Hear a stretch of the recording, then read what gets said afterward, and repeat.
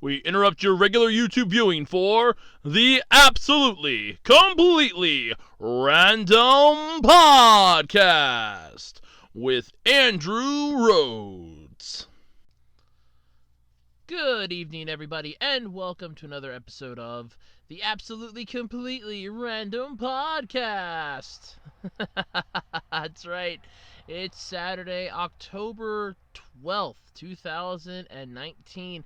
I'm Andrew Rhodes. I'm your host for the evening as we once again dive into the world of random shit that I somehow managed to find all over the internet. Mostly anime, some video games, some television, you never know. It's a lot of fun stuff we always talk about on here. We have a lot of fun here. I mean, last week we had a blast with the Sailor Moon condoms. I don't have anything that good though this week, but I'm gonna try my best. Nothing's gonna top that for a while. I think this is going down for the year, as that's the funniest topic I had all year long. I couldn't even stop laughing. So anyway, what do I got this week? Well, I'm so glad that you asked. Jeopardy's made a hilarious little oopsie in regards to one of their questions. It's going to be fun. There's a new anime coming out called Shadowverse. It's bringing collectible card game to the TV. Cool, I'm always up for card-based anime series. If you missed checking out the Promare movie, good news, it's coming back due to popular demand. Speaking of animated movies, Weathering with You has finally beaten the living crap out of E.T. and Armageddon in the box office. Oh boy. There's an interesting new anime series sadly headed to Netflix, so I'll never get to see it, but it sounds pretty cool, called Japan Sinks 2020, which it's ironic title, I kind of want to say. But I don't want to go into anymore. I don't mean any offense. It's just, I kind of think that's an ironic title. And a burglar steals $40,000 worth of games, accessories, and a minigun from Valve's HQ? Oh, this can't be good. Yes, all this and maybe more. There might be a surprise topic. Who knows?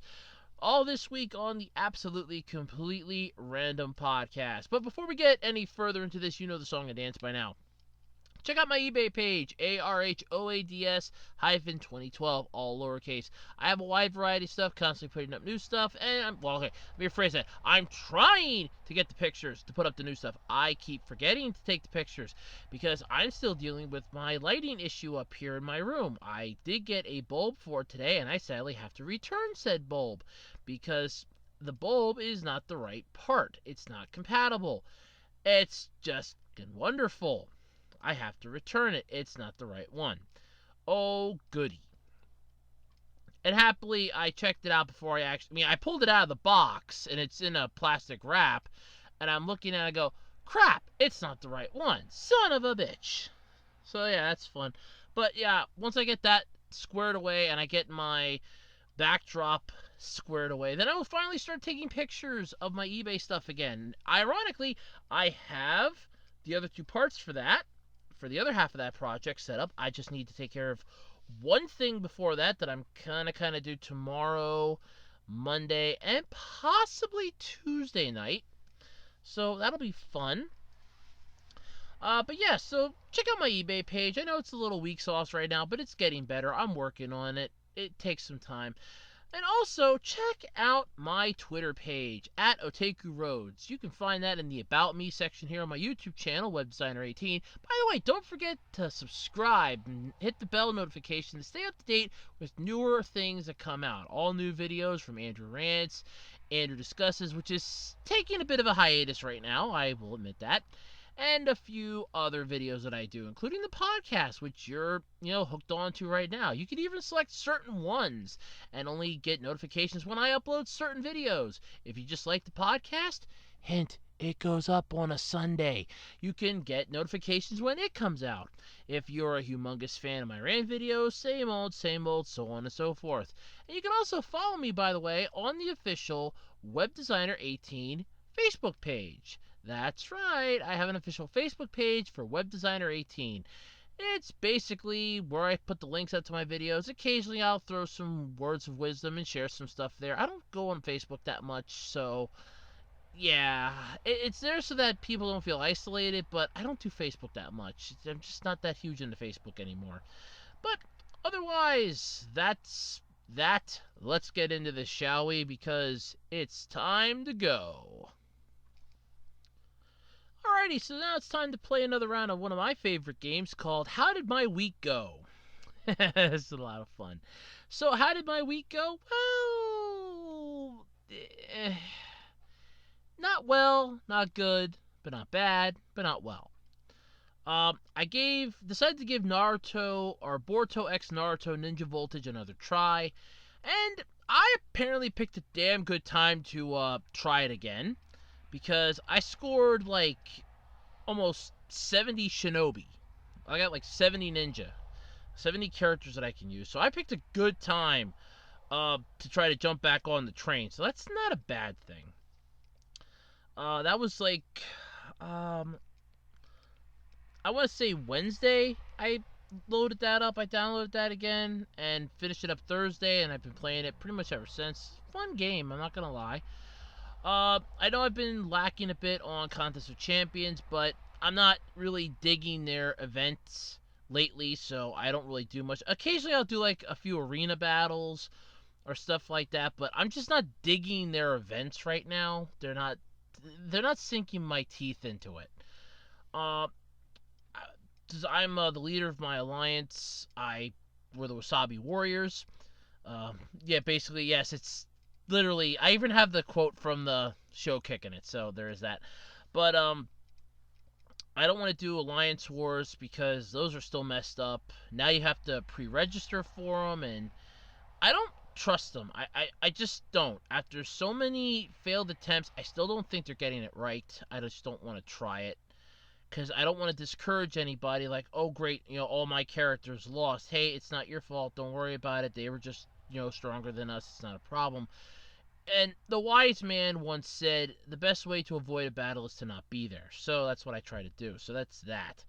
But yeah, the event quests kind of suck. So if you're following, or if you signed up and joined my alliance, because I do kick people off after like 100 days, unless I know for a fact that there's a reason why they're not on, and I know of at least 2 of them that do have a reason, because they told me via message, hey, I may not be on for a while because I got a new job or because schedule's getting kind of hectic. I cut them some slack because I know, okay, you told me why, that's fine. I'll give you get like double the amount then. I'm kind of nice like that. But otherwise, like 100 days, I kick you, and then because other people can join in, they can contribute, and you're just taking up dead space. I don't mind, people wanting to join, but, at least join and come on at least like once a day. But yeah, I understand stuff can happen, and I'm not upset about it or anything. I just, after 100 days, it's either, okay, you're not coming back, because that's a good 3 months. It's either, okay, you're not coming back, or, okay, screw it, it's not worth it anymore. So, yeah, it's like I said, it's a good 3 months. If I at least know for a fact, like, okay, this is not happening, then it's, you get like 7. I give you over half a year, basically. But yeah, there is that. But I haven't been doing much in that because the events have been sucking lately. At least to me, I'm not interested in the events that are going on right now, and I'm just more focused on trying to get my characters a little stronger so I can try to beat the thing to get uncollected in a way. So I want to try to get that. I've been playing some SAOIF, even with the glitching that I seem to be getting with it. It's a fun game yet, but meh. Been playing the crap out of Puzzles and Dragons though. I love that game. Just absolutely love it. I'm getting better at figuring out power ratios and stuff like that. So yeah, absolutely loving that. But most of the week was just spent relaxing. I had to take care of a couple little errands. Worked on Wednesday. I have a questionable day off coming this week, which is still an up in the air day off. So yeah, that's always fun. But yeah, it's pretty much was a dull week, except for today. I went to Walmart. This is always fun. Picked because I had a set plan to go to Walmart. I needed a light bulb, which I got. Now I have to return because it's not compatible. It's not the right one. I mean, according to the box, it would work, but according to my light, it won't work. Because when I took the old bulb out and I compared the two, and I go, shit, this isn't gonna work. So that was fun. It only cost me $6.88. I needed it. I just put mine back in. It's actually a little brighter now than it was. So I don't know if it just probably like the ends needed a little bit of cleaning or something, but I don't know. But it is a little brighter. But I'm still either at this point just gonna get a whole new light, or B, just get a bulb. I'm kind of leaning towards the light because I've had this one for a while now, and it would just be easier. I think at this point I could probably find an LED one. See if I can find one that's cheaper and just go that route. That might be a little easier. But did that. Picked up a backdrop because I wanted to replace, because I wanted my blanket back. And I want to try to fix up how I do my recorded videos, so that's going to be fun. I am planning for that to be for the Q&A this month, hence why the discussions are kind of taking a break for the moment. And why a lot of my videos are audio only, so there's the little heads up there. I am aiming to have that ready, and I still got, I was shooting for what, the 31st? I'm shooting for the 31st for that. Okay. So, yeah, I still got like 2 weeks to set it up. So, I got plenty of time. And like I said, all I got is like 2 little things to do yet, and I'll have it all set up. So, yeah, it's not bad. I'm looking forward to that. But went to Walmart, and Walmart was like a complete empty. It was a shell in there. It was just sad. But getting in there was like a fucking obstacle course. The road that I always take to go in there, there's a new business that opened up. They're selling tires, and I guess they do like some mechanic stuff there. And they got like a traffic jam out in the street because they're giving out so many freaking tires. People are going there and buying them in bulk. I got stopped at a small site where some electric companies sticking in a pole. It was just a mess. Just getting into Walmart was a mess. I get in there and it's like, yeah, okay, cool, great. Half the shelves are empty. It's a Saturday at Walmart and half the shelves are empty. That was just weird. I mean, I had to pick up a wallet because mine was falling apart, the light bulb. The one impulse buy I think I actually got was as I'm walking towards the lights, because I dragged my mom with because of me getting the backdrop, my color blindness. I needed somebody that could at least help me distinguish colors. As I'm walking to Walmart, or as I'm walking back to the light bulbs and that, I see Ted 2 sitting in the bin of $5 movies. And I'm just like, what the hell? I have the first one. One impulse buy right here. I'll spend the $5. What the hell? I already own the first one. I got it as a Christmas gift. What the hell? I'll get the second one. Then I can say I have the complete collection then. Because I don't think they're making a third one, at least to the best of my knowledge, but still. But yeah, that was my entire week. Basically, we had a new person start at work. I basically was helping them out yesterday, get their feet wet, so that was fun. But yeah, that was my entire week. It wasn't that exciting. It was dull. It was boring. It was dull as dirt. Yeah, it was dull. It was a dull week. So let's get into the podcast then, shall we? Okay, so let's start off with Jeopardy. I mean, this is a quiz show that has been on for so goddamn long at this point. It's not even funny. I mean, Alex Trebek's been hosting this thing now for a while. There was Art Fleming that hosted it beforehand. And this show has just been going on and on. I mean, they've had a massive amount of differences. They've had things that have changed. Once they got rid of that, you could only win up to 5 games rule. Then Ken Jennings just comes out of the woodwork and whoops their ass. And then you start having more and more basically different shows. You end up getting like contestants that can do really well with this or this, and they're scoring massive amounts of money. And Jeopardy has just been, it's one of those interesting shows. My grandfather used to watch it, but we don't have cable anymore, and that was his one gripe. When we got rid of cable, he wanted me to hook up an antenna. so badly to get so he could watch Jeopardy again. And last summer I finally did that. We had the experiment for an entire week, and it didn't work. He still couldn't get Jeopardy. So, you know, I'm setting this up to say that I am familiar with Jeopardy. It's the show where you have to answer in the form of a question.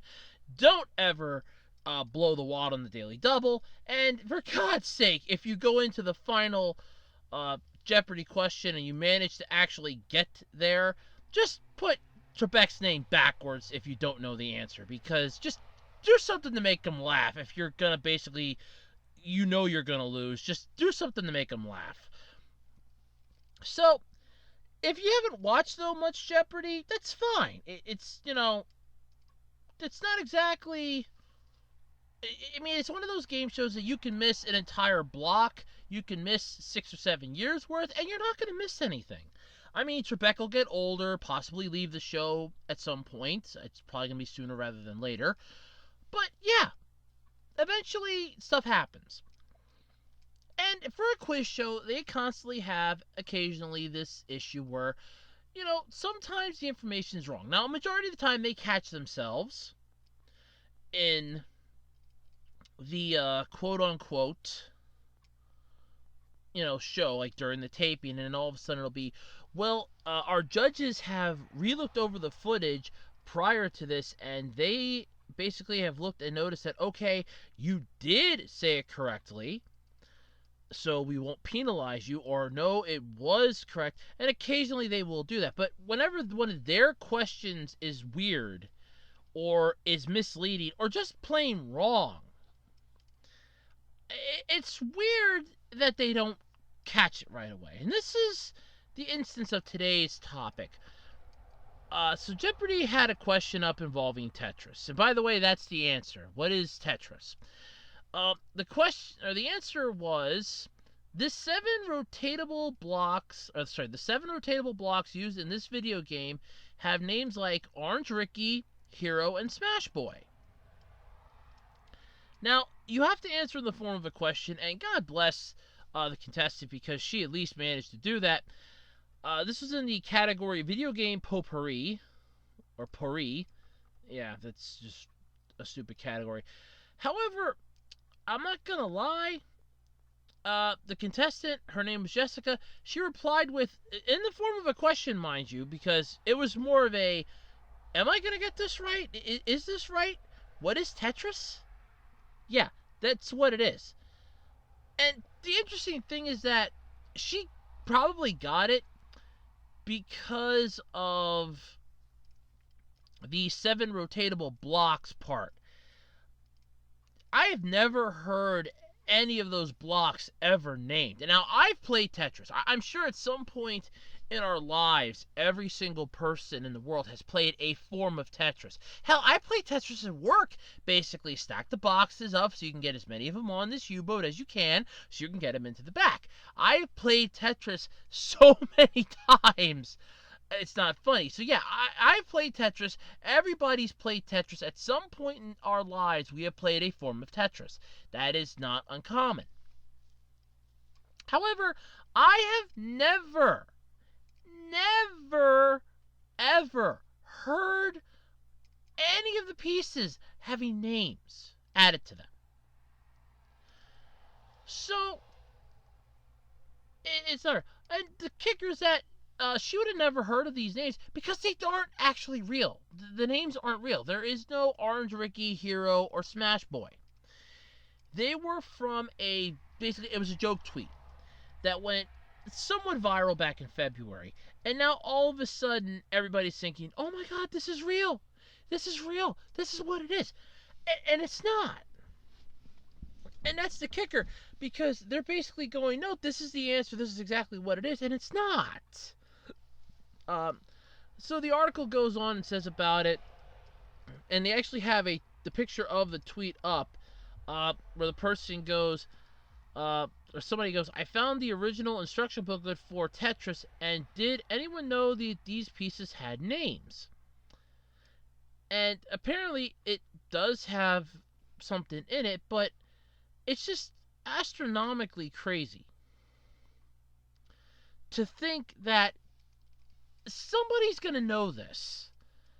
I mean, okay, that's a lucky shot, but they kind of gave you an out with that question too, with this game featuring 7 rotatable blocks. Yeah, that's basically your out. Even if you don't know the second half of this, you got the first half. That's fine. But yeah, I mean, you're taking this off of what, a mildly viral tweet, and it was a joke tweet at that. And it's just astronomically stupid that the people in charge of Jeopardy, do they not do fact checking anymore? Do they just look at this and go, "Man, that seems accurate. Okay, that's what it is." I would do some fact checking, double checking, triple checking. No, it's just no. That's what it is. Okay, we're good. No, I would double, triple, quadruple check, make sure you're getting the right information, because then somebody could have answered something totally different, and they could have gotten it wrong, and they could have been right. But yeah, apparently in the original instructions, you have Tetris block names. There are 7 total Tetris blocks, and knowing which at a glance is essential to mastering the game. And there are names attached to these according to this instruction booklet. But the thing is, like I said, this is a mildly viral tweet, and who the hell's gonna care? I didn't even use these names. I always considered what they're calling the hero, I always called that the eye, because they always drop down vertically. I always considered that the straight line. The Tiwi, I was just considering that, okay, it's like I always thought of it like a, oh god, what's that word I'm thinking of? A pedestal. First, second, and third. Yeah, I always thought of that. Smash Boy's just a square. And I just thought the 2 Z's are apparently just... I honestly thought they were wings, to be honest with you. And Blue Ricky and Orange Ricky, I always considered just to be L's. One being one way, one being the other. So yeah, but who the hell's gonna know that? And on top of that, like I said, this was apparently a joke tweet. And it's a well done joke tweet at that. But what they're contemplating those names from, like I said, to me, it was always, oh, this is that. Because I had my own thing for figuring out which pieces they were. But then again, I suck at Tetris. I got to level maybe 6, and that's it. That's about all the further I can get. But still, that's astronomically stupid that they're taking this information from a tweet. And they figure, oh, well, that's accurate 100%. No. Actually do research. Double check this. I know that Jeopardy's quality control slacks off from time to time, and they make mistakes. They're human. I get that, but still, when it comes to stuff like this, I would at least double check that your answers that they have to give the question for, that your answers are at least accurate, somewhat accurate even. I mean, damn. At least try. Put some thought into this. Do something. Ugh. I don't know. But yeah, it's very rare when Jeopardy makes a mistake. And by God, it's just hilarious when they do, because I'll be here to call them out on it. I always will. Okay, so I love trading card based anime series. Yu-Gi-Oh! Future Card Buddy Fight up to basically the halfway point of season 2, and then it was kind of a mild and then when season 3 started, a solid middle finger. What was the one that I talked about? Battle Spirits Burning Souls, but I've never played that one, but I have watched the anime. It's mostly, I just like this. I mean, if I can play the game in real life, that's cool. If I can't, it's fun to just watch the series, because it's basically a game that comes to life in a much more grandiose scale and just allows you to experience a whole new way to envision it. That's what I always like about that. So, Shadowverse is coming to TV. It's getting an anime series. It's going to be bringing the collectible card game to the TV. It's a popular digital collectible card game, mind you, from the folks over at CY Games. So now we're getting a television anime adaptation. There is an official website and a Twitter feed, and key visuals to go along with this. Let's check out the official website. Can I pull that up? I'm gonna pull it up.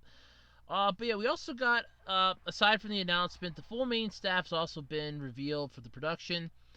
We got a whole bunch of people. I don't know any of their names because I'm not. Let me explain something.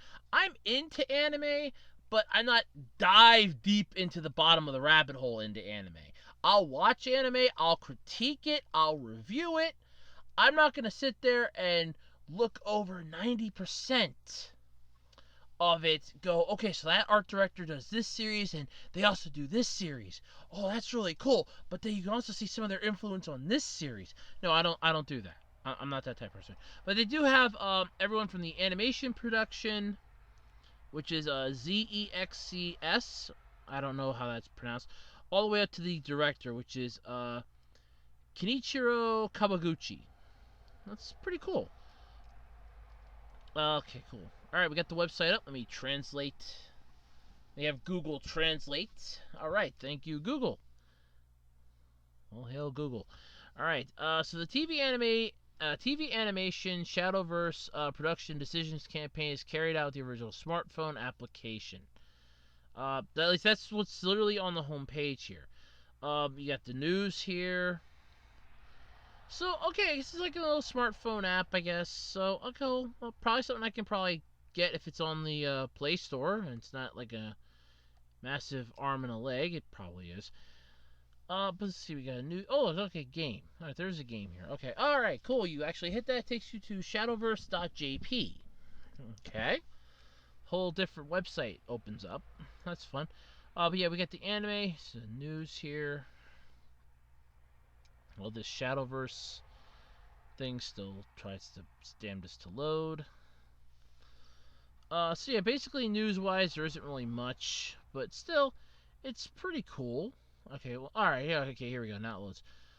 So yeah, art and illustration, CY Games Illustrator, staff information disclosure, full-fledged smartphone card battle, Shadow Bath made into a TV anime. So this is pretty cool. But like I said, I am all for... Oh, wow, okay, you actually pull up the, Shadowverse.jp site here. This is pretty cool looking, I'm not gonna lie. This is pretty neat. Yeah, this is... Damn, this is pretty cool. This even has an esport thing for it. Wow, that's alright. This is pretty cool. I'm not gonna dive into this because when I see the words esport, I know it's too advanced for me at that point. But there's a game guide, world, cards, events, news. So this is pretty cool. And just so long as it's something that you can follow along with, like they'll explain the rules and everything, which I'm sure they will. But that's the one thing that I have with a lot of these anime series, that either like mostly sports anime or sometimes gaming anime, they don't explain the rules. So you can't follow along at home. If it's like a real world thing, you're looking at this like, well, that's not how it's done on the show. Well, the show's not doing it exactly how they would do it in the, on how the game plays. Oh, well, that sucks. It's like the first season of Yu-Gi-Oh! Yu-Gi-Oh! Duel Monsters, basically, where they screwed the rules for that thing completely, but the reason why was because literally the rules were still being made for the actual trading card game when they had created the series. The card game had not come out yet. It was only after that they started coming out with the cards, and they were still setting up the rules and everything else. So by the time they got the rules down packed, the game was out for a while, or the show was out for a while, and now it's like, oh, well, this isn't how the show's done. Yeah, that's because there's a huge time in between. But this looks pretty cool, I am not going to lie. If you get a chance to check out the article, there is some sweet visual art in this thing, including what appears to be our main character standing in front of, with a dragon directly behind him. And that thing looks badass. I mean badass. It's like a golden type of armor-clad dragon with just a bunch of light rays around it, flames shooting out everywhere. This thing looks 100% badass. I mean, this is screaming badass antagonist, or badass protagonist right here. I mean, you see this thing, I guarantee you the first thing that's coming to your mind is how fast can I run? Because that's what would be coming to my mind. I'd look at this and go, okay, so I'm getting the hell out of this thing's way, like, now. Yeah, 100%. This thing is badass. This is cool looking. But yeah, so if you get a chance, there's no other information for it. We have no release date yet. No other thing, like no plot. Nothing else. But it looks pretty cool. I'm not gonna lie, this looks pretty cool. It's called Shadowverse. I'm not gonna lie, this looks pretty sweet. I will probably check this out when it starts. It looks amazing. I'm not gonna lie, it looks cool. It really looks cool. Okay, so if you were a fan of Promare and you wanted to see this in theaters, and I mean, like, you missed Studio Trigger's thing, you wanted to go see it, you couldn't see it, or it wasn't available for your area, or was available and you just weren't able to get there because, let's say, it filled up and the usher that gets paid like below minimum wage or right at minimum wage, that hates their job with a passion, just told you, look, we can't take any more in, fire regulations, health regulations, something like that, and you were a little upset. Well, good news. Promare is headed back to the U.S. theaters because of popular demand. So here's the description, basically. Promare is the first feature-length film from the acclaimed Studio Trigger creators of the hit series Kill la Kill and Little Witch Academia. It's directed by Hiroyuki Imaishi from Gurren Lagann Kill la Kill. It is the spiritual successor to many his former works and uses a bold, cel-shaded visual style to tell a blistering action-adventure story. This is cool. So, what exactly is happening here? Well, it's coming back to U.S. cinemas, but it's only going to be for one night. So, don't automatically go, oh my god, alright, I'm going to, like, pan out, and if I can't make it the first day, I'll try to go the second day. It's one night only. It's going to be December 8th. It's one night only. That's it. It's all you get. It's going to be English subbed version. It's at 12:55 p.m. local time on December 8th, and you can start locking down your tickets via the official website on November 1st. So you still have a little ways to go yet. But this is back due to popular demand and the reasoning and resounding success of the first run. G-Kids announced plans to bring it back. And I mean, I'm not going to lie. Anime-based films were a great idea, especially with movie theaters dying off the way they are now. I mean, let's face it. I could go to the movies. It's going to cost me about $30. You all know that story. Or I could just wait and watch it at home when it comes out on, like, home video, like DVD, or even just goes to a streaming service and just, oh, look, it's on a streaming service. Yeah, I'll just watch it at home. I can pause it, go to the bathroom, not miss anything. I can get up, get some more popcorn, not miss anything. It's basically what it is. But the fact that you have these animated movies, they're finally reaching the audience that honestly would not mind seeing this. Now, before somebody goes, well, there's been anime movies before.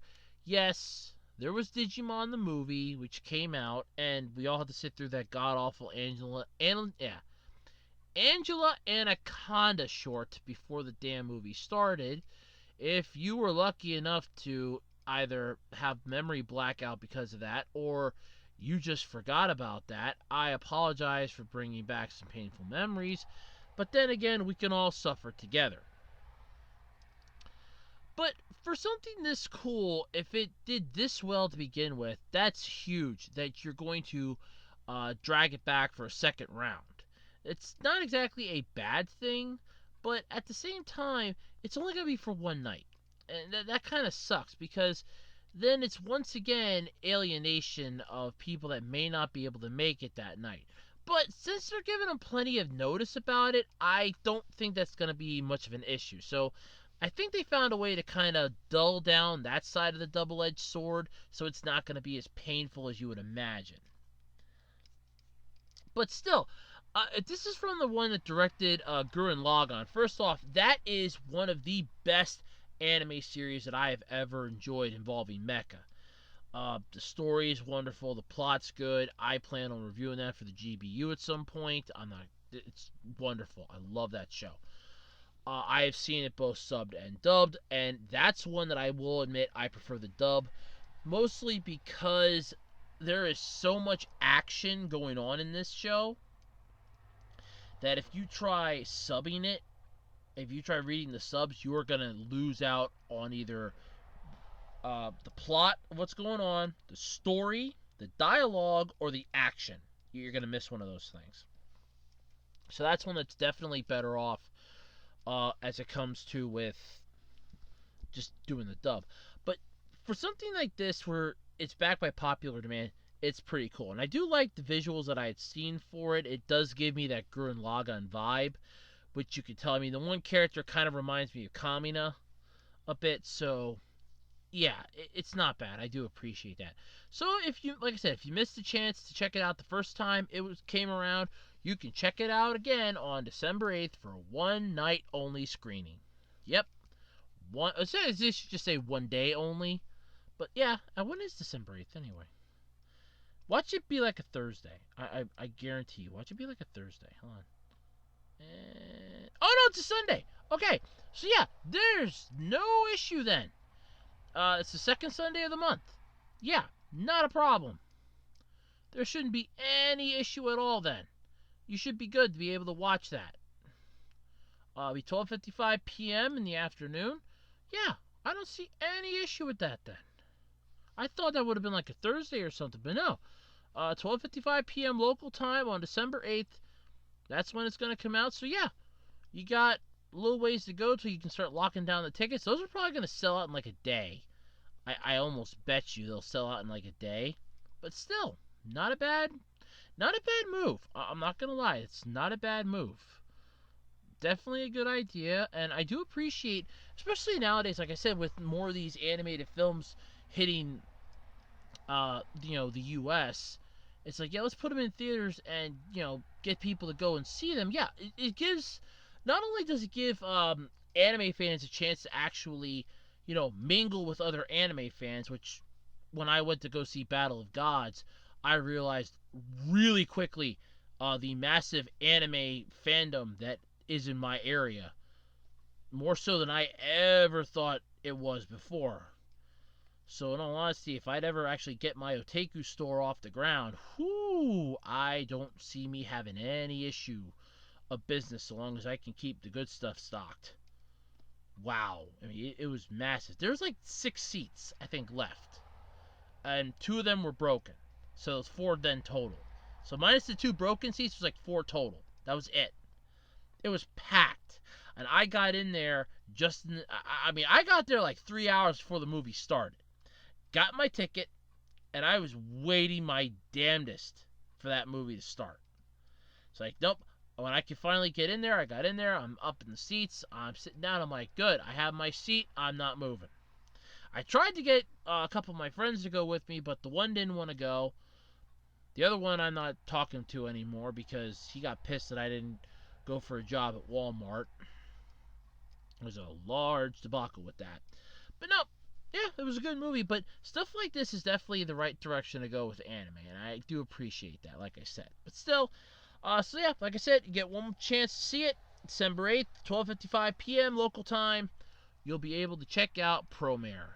So, wait till November 1st, lock in your ticket, and go check it out. Let me know how it is if you actually do get to see it. Let me know, because I'm probably not going to go see it. I'll be doing night shift knowing my luck. So, yeah. Fun. Okay, and speaking of movies, I just love, when a movie beats another movie. I love it when you have the rankings for movies for like an entire week. To me, it's basically, okay, what came out on top, what was number one, and what was like dead last, because that usually tells me that one's going to be one that'll be widely available to find in the El Cheapo bin. So if I really wanted to see it and it wound up in like 5th to ninth place, I have a good chance of finding it like in a couple months in the El Cheapo bin at a local video store. So, Weathering with You. This is the, if I remember right, this is Makoto Shinkai's, right? Yes, Makoto Shinkai. The genius that brought us Your Name. Yes, that Makoto Shinkai. This colossally successful person. I mean, I'm not gonna lie. Okay, I am not gonna lie here. This this guy is just a freaking genius at this point.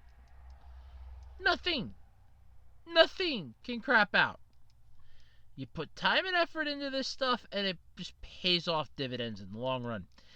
Well, this movie first managed to surpass Jurassic Park on the list of top grossing films of all time in Japan. But now, you can add E.T. and Armageddon. This movie, Weathering with You, has beaten 1982's E.T., the extraterrestrial, that Steven Spielberg movie, E.T. Phone the Hell Home, that thing, 1993's Jurassic Park, and 1998's Armageddon. Now, for those of you that don't remember Armageddon, bunch of B-list actors go into space to blow up an asteroid. Ben Affleck was in it. Bruce Willis was in it. The creepy guy that played the murderer in Con Air was in it. What was that guy's name? Was it Michael Clark Duncan? The guy that was in The Green Mile was in it. There's a whole bunch of people that were in it. What was that guy's name? Billy Bob Thornton was in it, I think. Yeah. But still, it's a huge movie. I mean, I saw it like twice. Then again, when I was a kid, any chance to go to the movies was entertainment. But it beat those two movies. And it's already kicked Jurassic Park's ass. But now it's kicked E.T. and Armageddon's ass.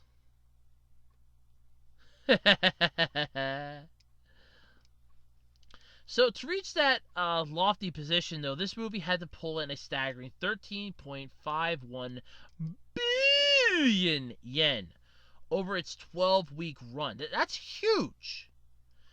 It puts it right behind its next conquest, which is 2003's The Last Samurai, which sits right now at 13.7 billion yen.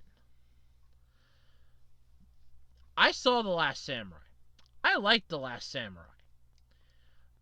If any movie has a chance of beating The Last Samurai,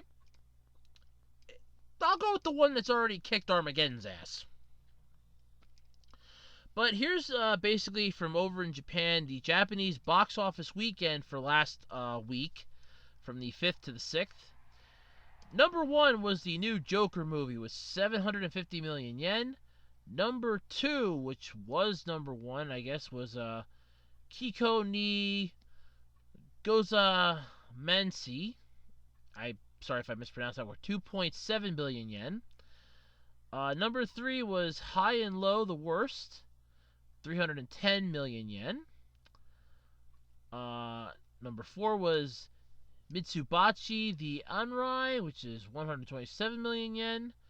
Number 5 was John Wick Chapter 3 Parabellum, 126 million yen. Number 2 was Kaguya-sama Love is War. Did not give a total for that one. Was number 2. Number 7 was number 3, which was Weathering with You. 13.15 billion yen.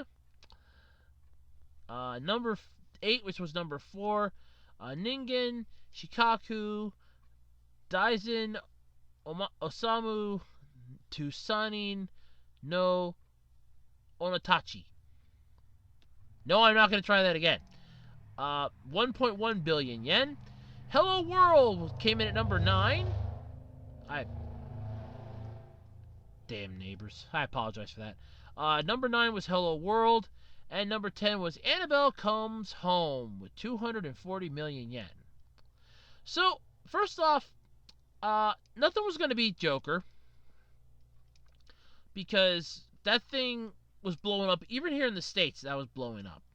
There were people that were taking their kids to see that movie, too. This is an R-rated Joker movie. This isn't like Batman Joker. This is an R-rated Joker movie. And there were parents taking their kids to go see this, and they were freaking out and going on social media because, oh my god, this movie is so, dark and twisted and violent. I don't know why I took my kid to go see this. Because you saw the term Joker, figured it's Batman's going to be in there somewhere, and you called it a day.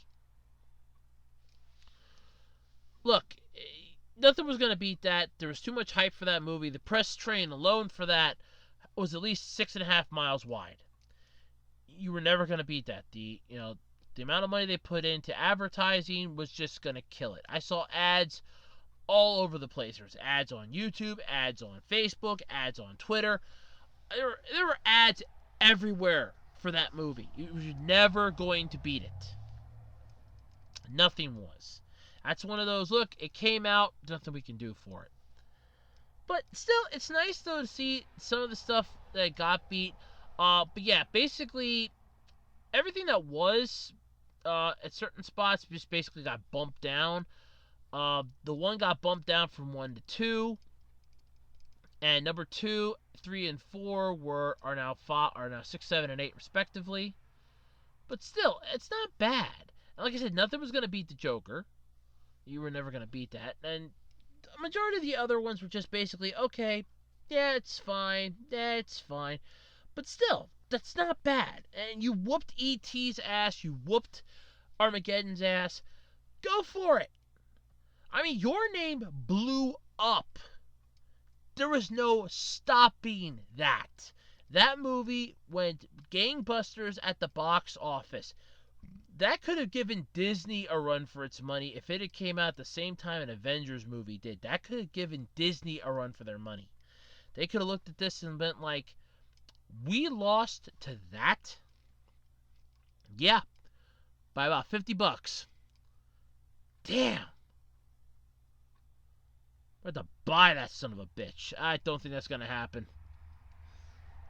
But still, it's nice, though, that, like I said, success didn't just go to Shinkai's head, and it's not like, oh, well, I did one good movie, time for me to just, go off into the distance and never be heard from again. No, this is nice. You get a second movie. I saw the trailer for this one. I saw the trailer for Your Name. I just have yet to actually watch either of those, and they are on my list. Still, this is good. It's doing really well. I appreciate the fact that it does well because, like I said, that gives more hope for more anime-style movies to come out and not just be something that are direct to DVD or direct to streaming services or just, direct to, oh, here you go, enjoy. No, I kind of like that, the fact that you get a chance to actually interact and see what it can do. That's good. I appreciate that. But still, yeah, it's not bad. Not bad at all. Okay, so this is an interesting one. So I came across this morning looking for topics, and apparently Masaki Yuasa, and I do apologize if I mispronounced your name, is set to direct Japan Sinks 2020 anime. Now, this kind of had me interested. I mean, the picture that they have on here is pretty cool. Looks like a massively damaged, natural disaster just basically went through and made this part of Japan look like a war zone in a way. It sets it up. Just the picture alone sets up what this story is going to be telling in a way. So never want to slow down though for a moment. Devilman Crybaby and Mind Game director Masaki Yusa's next anime project has officially been announced. The acclaimed director will be helming a 10-episode anime series based on Sayo Komatsu's best-selling 1973 novel Japan Sinks, and is set for worldwide streaming on Netflix in 2020. So, basically, yes, it's Netflix only. Great. So I get excited about this. I look forward to this, and oh yeah, I'm never gonna get to see it. So thanks a lot. But this version, though, is going to be taking place directly after the 2020 Tokyo Summer Olympics, and it's going to follow the events from the perspective of 4 members of the Muto family. You can see 2 of the protagonists, Amu and the younger brother Go, in the teaser visual in the article, which is pretty cool. But this isn't the first time that the novel's been adapted, but it's the first anime take on the material. Japan Sinks first hit theaters in a 1973 feature film by Shiro Moritana, followed by a TV drama in 1974-75, another film in 2006 by Shin Godzilla's Shinji Higuchi. But yeah, so here's a comment from Yusa, though, who directed his Science Saru Anime Studio. Or at his Science Saru Anime Studio. So here's the comment. What is a country? What does the Japanese people mean? What is decided by the place of birth and its environment? Or nothing is decided? I will challenge this big title to answer those questions that I had in my childhood by focusing on one family who is evacuating through a national catastrophe that happens in the Olympic year. Along with the people who happen to be there and whom they meet, we will tell the details of the great disaster. Please look forward to it. I'm not gonna lie, I like disaster-based things, but I think this hits a little too home and a little too close to Japan. For those of you that don't know, Japan just got hit with a typhoon. They had like a massive amount of stuff that's been happening to them just today alone. Not to mention the fact that you had the earthquake off of Japan, the one year that basically wrecked the one nuclear power plant, destroyed homes, just upended lives. And like I said, I'm all for disaster movies if they're done well and they're tasteful. I don't like the Poseidon Adventure. It's one that I hate, but I like the Towering Inferno. I like/love Volcano and The Day After Tomorrow, yet there's some that I can't stand.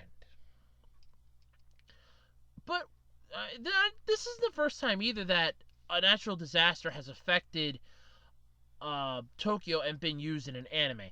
There was another one called, what was it, like Tokyo 3.0 or Magnitude 3.0, basically dealing with an earthquake that just rocks Japan, and these 2 people, the ones trying to get this other one home to make sure that their parents are okay. So, I mean, that was one out of, like, all these. But this one, though, like I said, from the visual here, you can just tell that all hell is breaking loose here. I mean, you got power lines on the ground. You have roadways are basically buckling. Buildings are beginning to collapse. Foundations are cracked. There's an electric tower that is bent in basically a half crescent shape off in the distance. That is a dead giveaway that you're screwed. Wholeheartedly. But yeah, I'm not gonna lie. This does seem pretty interesting. They do have a slew of the directors in that are involved in this, like the editing department, the main staff. From the director to anime production, we get Science Saru's the production, and there's just so many others. I don't want to go through the names. I'm gonna mispronounce them. I know it. But yeah, so it's not bad. But yeah, like I said, this looks really interesting. I'm not gonna lie, especially from the visual alone that you get in this. Just it airs on the, oh my god, you can see, like I said, all hell's just breaking loose here. This is really cool. And like I said, I'm all for disasters. But at some point, though, I think I just have to say this. I want to get this off my chest, if I may.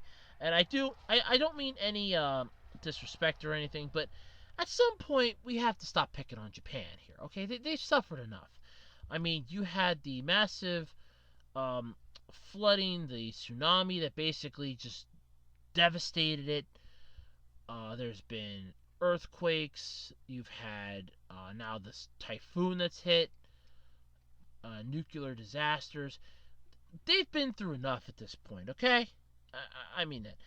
Don't get me wrong. Like I said, I understand this. I like this. It sounds pretty cool. But I'm liking this from the disaster fan in me wants to see this. Versus the anime fan that's just looking at this like, this could have been done a little more tastefully. At least, or I'm hoping this is going to be done a little more tastefully than I'm thinking of in my head. Because at that point, I'm just going to look at this and go, yeah, maybe shouldn't have done that, or maybe no.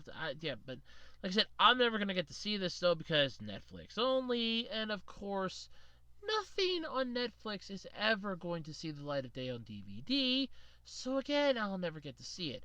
Though the amount of streaming services that are going out, I'm sure pirates will once again be ravaging the high seas of the internet. Yes, the saucy mayor shall live again, I guess. Basically, yeah. But I mean, it is what it is. It looks cool. It seems like a good idea. I hope it's done tastefully. That's what I'm getting at. I hope it's done tastefully. I really do. I really do. Okay, so this either qualifies as the funniest thing I've ever read, the stupidest criminal in history, or all of the frickin' above. So, a burglar has stolen $40,000 worth of games, accessories, and Gabe Newell's minigun from Valve HQ. First off, Valve is just weird at this point, I'm just going to say it. But this is funny. So last month, Bellevue police charged a 32-year-old man. They do have the name on here, but for just honestly, just for their own dignity at this point, so that they have a little bit left of it, because God knows you're going to need it. I'm going to omit it. You can read about it in the actual article. They charged 32-year-old man with, at least I'm assuming it's a man. Yeah, it's a man, okay. It's a unisex name. I have seen people named both. I have seen both, men and women named this, so that's what I'm getting at. But they've basically charged the 32-year-old with a succession of burglaries in 2018, including repeatedly breaking into the headquarters of Valve and stealing a bunch of games, computers, and accessories. Among them were 48 PS2 and Xbox One games, which he sold to GameStop for $335. I'm going to repeat that. 48 PS4 and Xbox One games that were sold to GameStop then for $335. So, that's idiotic. You would have probably gotten a better deal if you would have sold them on eBay or whatever passes for Craigslist. No, Craigslist. Okay, yeah, so Craigslist or Letgo, or hell, just had a fucking flea market or yard sale and put a fucking price tag on them bitches. You would have probably made a lot more money. You got hosed there. But as Polygon ended up reporting, though, he was charged with 1 count of burglary and 1 count of trafficking of stolen property related to the GameStop sale, which was a real thing and price. It's not just a joke. 48 PlayStation 4 games and Xbox One games, that includes like 48 of them combined, $335. Then again, I'm not really surprised about that, because I just watched Austin Evans' YouTube channel. He had a video up where he bought every single console that GameStop had. It cost like $1,200, and he lost his ass on it. And I just love how they go and told him, well, because of this large transaction, we need to get our manager here, and our manager's in, I think it was like Tallahassee or Tennessee for 2 weeks at a convention. So, you have to come back in 2 weeks. My guess is that was so that they could actually get the consoles into the store, because they probably didn't have them. But that's hilarious. So $335 all you got for 48. I'm assuming that they were relevant titles, but damn, that's sad. And GameStop wants to know why they're going belly up here. Seriously? Right there's your good answer. Police say he gained access to the Valve HQ through a non-functioning stairwell door, and was able to steal the games and equipment from the 11th floor of the building, one of 9 occupied by the company. He scooped everything he stole into a large trash can and walked straight out of the building. In addition to the console games, though, he's accused of stealing laptops, Nintendo Switch controllers, Steam machine units, and bizarrely, the minigun Gabe Newell used in a photo shoot for a Forbes magazine feature back in 2011. So, let me specify this again. So, you stole 48 PlayStation 4 and Xbox One games. Had the stupid mindset to sell those dumbass things to GameStop, and only got $335. So first off, you're a stupid criminal. I just want to stress that. You're a dumb criminal. That's like going to a pawn shop. You don't think they're going to check game stores for gaming merchandise? Hey, anybody come in here recently dropping off a large supply of games, like a large amount of them? Oh, yeah, we had 48 of them the other day. It's kind of weird. Can you get your manager for me? Yeah, not a problem. God, the cops are here. They're on to us. And manager comes out, it's like, yeah, what the hell? Yeah, that's probably the conversation that happened. But you stole laptops, which, yeah, okay, those you could sell on eBay, Craigslist, part those bitches out, and yeah, it's a possibility. Okay, so that's a not so stupid move. Nintendo Switch consoles. Okay, not exactly a stupid move. You could easily sell those on eBay too. And again, I'm amazed you didn't try to sell those to GameStop. A Steam machine units. I don't know what the hell that would be. I mean, is that for Steam, like the actual online thing, or Steam as in they shoot Steam out? But I think that you proved at this point you had balls the size of church bells. You had a massive set of cojones on you. You basically had the balls to steal a minigun that was used in a photo shoot for a Forbes magazine feature. I know Forbes magazine isn't that well read amongst gamers. At least it's not by me. I really couldn't care less because I can't afford that. But they could easily pull up the picture of that. Look at that gun that you were trying to sell. I'm assuming it's a prop. And look at that and go, these look the same. Ask a couple questions about it. You are an idiot. 2 smart things you did on here. You stole laptops and a Switch console. Okay, so as far as thievery goes, that was about the smartest thing you did. The games, I'll kind of give you half credit, but you sold them to GameStop. That was the dumbest thing you could have done. That's like going to a fucking pawn shop. You steal from a gaming company, and you take the games to GameStop. You are an idiot. But however, this burglar was also wanted on a number of other charges, including stealing a FedEx truck in 2018 and leading police on a high-speed chase. Look, so many people want to have their packages delivered to them too, but at the end of the day, I don't see somebody that's so gung-ho that they have to have their bottle of preparation ointment that they're going to hijack a UPS truck. Look, I get annoyed whenever I order something and I want it to arrive and I know it's out for delivery and I want to have it come so fast, but I don't follow the mail truck around and wait for an opportunity. I just sit and wait because I know it's coming. I'm not a patient man either, but at least I know it's coming. But I have read stories about criminals for a while. I read an entire book in middle school, Dumbest Crimes Ever Committed. I remember when I was in elementary school listening to an episode of Paul Harvey once, because I started school at 9 o'clock in the morning. He came on at 8:30 in the morning, and my mom wanted to listen to it.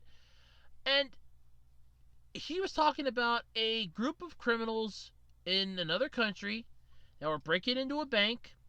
2 of them were inside the bank, 2 were outside the bank. And the 2 outside the bank were supposed to be keeping watch for cops and contacting and keeping in touch with the ones inside via radio frequency. They were transmitting on the police frequency. Okay? They are the dumbest criminals you can imagine. Then I read this book in middle school that tells me more dumbass criminals I could never have imagined it would have existed.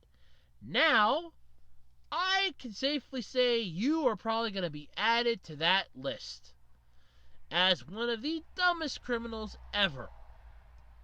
I mean, the laptops and the Nintendo Switch consoles, yeah, because somebody could easily look at that and go, oh, okay, it's just a laptop, oh, okay, it's just a Nintendo Switch, that's not a problem, and think nothing more of it. However, the laptop, Nintendo Switch consoles, yeah. The games, like I said, half credit. Steam Machine, I just don't understand what the hell you'd want with those. But the fact that you stole a minigun used by a person in a photo shoot for a magazine that has the picture. They have the picture. That was the stupidest thing you could have done. Look, hopefully when you get out of jail, because you're going to jail, that's not even a question at this point. I'm almost certain you're going to go to jail. Maybe when you get out of jail, might I recommend something a little less strict and stringent. Try being a bouncer or something. Or better yet, do like what those It Takes a Thief people did and, do something else with your life. Because as far as criminal organizations work, you suck. Wholeheartedly, you suck. That's just, wow. I mean, like I said,